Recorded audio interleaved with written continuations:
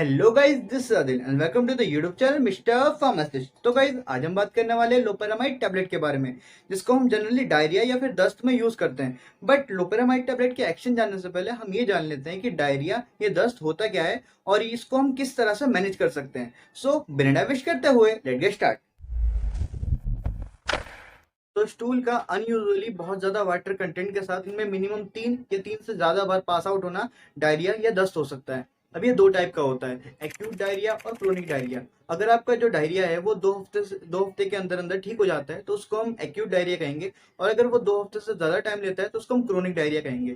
जो acute diarrhoea होता है वो जनरली किसी इन्फेक्शन की वजह से हो जाता है, जो कि इजिली ठीक भी हो जाता है। और जो क्रोनिक डायरिया होता है वो आपको किसी न किसी मेडिकल कंडीशन की वजह से होता है, जो कि ठीक होने में थोड़ा सा समय लेता है।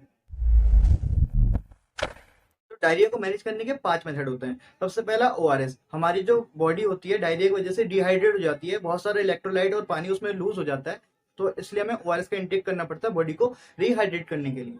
सेकंड आता है हमारा एंटी मोटिलिटी एजेंट, जिसमें हमारी जो इंटेस्टाइन की हम मोटिलिटी को डिक्रीज करवा देते हैं, जो कि हमारा लोपेरामाइड करती है, जिसके बारे में हम अब ये जानेंगे। ठीक है, तो ये हो गया हमारा।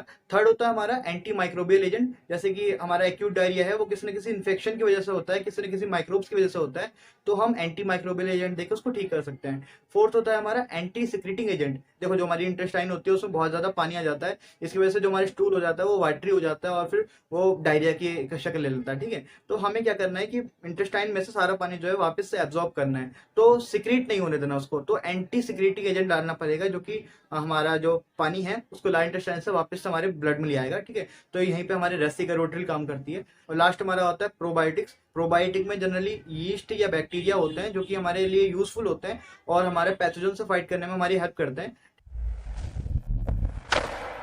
तो गाइस, जो हमारी लोपेरामाइड है वो एक तरह की ओपियोइड एनालॉग है, और डायरिया में इतना अच्छा काम करती है कि ये मॉर्फिन से भी ज्यादा पोटेंट है। ठीक है, तो जब हम लोपेरामाइड का इंटेक करते हैं तो ये गट के म्यू रिसेप्टर पे जाके एक्ट करती है, म्यू रिसेप्टर पे जाके बाइंड हो जाती है, फिर अपने 3 एक्शन शो करती है। सबसे पहला, ये जो गंदे गंदे पैथोजन्स होते हैं, कोलेरा टॉक्सिन हो गया या फिर अपना इकोलाई के जो टॉक्सिन हो गए, उनकी जो सिक्रेशन होती है उनको स्टॉप कर देती है। ठीक है, तो मतलब कुछ हल्के अमाउंट में ये टॉक्सिन को रोक देती है, टॉक्सिन को इनहिबिट कर देती है। तो यहाँ पे इसने थोड़ा सा एंटी माइक्रोबियल की तरह एक्ट कर दिया। ठीक है, बट ये एंटी माइक्रोबियल नहीं है, एंटी मोटिलिटी एजेंट है, बट थोड़ा सा काम कर देती है। ठीक है, सेकंड जो होता है अपना increase the tone of the sphincter. देखो, जो हमारा एनल होता है, एनल से जब स्क्रीटा पास आउट होता है तो वहां पे एक गेट टाइप समझ लो आप। ठीक है, एक गेट होता है, एक स्फिंक्टर होता है, ये उसकी टोन को इंक्रीज कर देती है। तो क्या होगा कि वो ना एक तरह से मान लो आपका गेट बंद हो चुका है। ठीक है, तो गेट बंद हो गया तो फिर जो हमारा एक्सक्रीटा है वो पास आउट नहीं हो पाएगा इतना इजिली। ठीक है, तो वहां पे इसने काम कर दिया। जो थर्ड और मोस्ट इंपॉर्टेंट थिंग है वो है हमारा decrease the GI motility rate. देखो, हमारी क्या होती है, जो हमारे गैस्ट्रोइंटेस्टाइनल ट्रैक होता है, या आप सीधा समझो तो हमारी जो इंटेस्टाइन होती है उसमें इस तरह की पेरिस्टालसिस मूवमेंट होती है, इस तरह से। ठीक है, ये मतलब ये एक तरह की मूवमेंट होती है जिसकी वजह से ना जो हमारा खाना होता है वो बहुत इजीली ना एनस तक पहुंच जाता है। ठीक है, अब अगर किसी पेशेंट को डायरिया होता है तो ये जो मोटिलिटी है ना वो बहुत तेज हो जाती है, इसकी वजह से ना खाना बहुत जल्दी जल्दी जल्दी पास आउट हो जाता है, और वहां पर जो है ना खाने में से पानी एब्जॉर्ब करने का टाइम नहीं मिलता हमारी बॉडी को, तो इसलिए जो सारा जो पानी है ना वो स्टूल में ही सारा आ जाता है और हमें डायरिया हो जाता है। तो ये क्या करेगी, ये उसकी मोटिलिटी को ना स्लो कर देगी।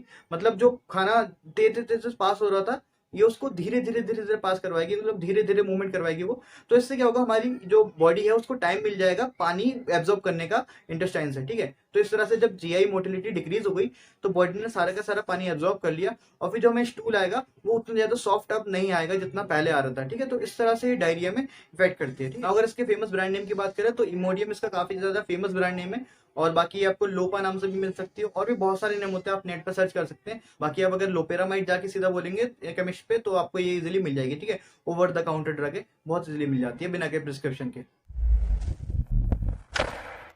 तो अगर हम इसके डोज की बात करें तो ये आपको स्टैट में, स्टैट का मतलब होता है कि आपको डायरिया हो रखा है तो आपको जो सबसे पहले मेडिसिन लोगे तो उसको हम स्टैट बोलते हैं। ठीक है, तो स्टैट में तुरंत तुरंत आपको 4 mg ले लेनी है, मतलब आपको जब भी स्टूल पास होता है या आप जब भी वॉशरूम से आते हो तो आप 2 mg करके इसको टैबलेट को ले सकते हो। दिन में इसको मैक्सिमम से मैक्सिमम 16 mg तक लेना होता है, और 16 mg से ज्यादा आप बिल्कुल नहीं ले सकते इसको। हालांकि मैं तो प्रेफर करूंगा कि आप 2-3 बार ही लो, 2-3 बार में इससे बहुत आराम पड़ जाता है। ठीक है, बट अगर आप ज्यादा लेते हो तो इससे कॉन्स्टिपेशन तक हो सकती है। ठीक है, तो इसकी जो लिमिट है वो 16 mg है, 16 mg से ज्यादा आपको नहीं लेनी है। और 4 साल से जो छोटे बच्चे होते हैं उनको तो ये बिल्कुल नहीं देनी है। अगर उनको डायरिया होता है तो उनको ओआरएस पिलाओ, और बाकी अगर डायरिया ठीक नहीं होता तो डॉक्टर को दिखाओ, ठीक है। तो जनरली जो है डायरिया लोपेरामाइड से ठीक हो जाता है, बट अगर फिर भी अगर इससे आराम नहीं पड़ता तो आप जरूर डॉक्टर को दिखाइए, क्योंकि ये जो डायरिया होता है वो बहुत सारी अलग अलग मेडिकल कंडीशन की इंडिकेशन होती है, ठीक है। सो आज के लिए बस इतना ही था। अगर आपको हमारी वीडियो अच्छी लगती है तो प्लीज वीडियो को लाइक करें, शेयर करें और हमारे चैनल को सब्सक्राइब करें, और हमारे एक इंस्टाग्राम पेज मिस्टर_फार्मासिस्ट भी है, उसको भी जरूर फॉलो करें, ठीक है। बने रहिए हमारे साथ और मिलते हैं नेक्स्ट वीडियो में।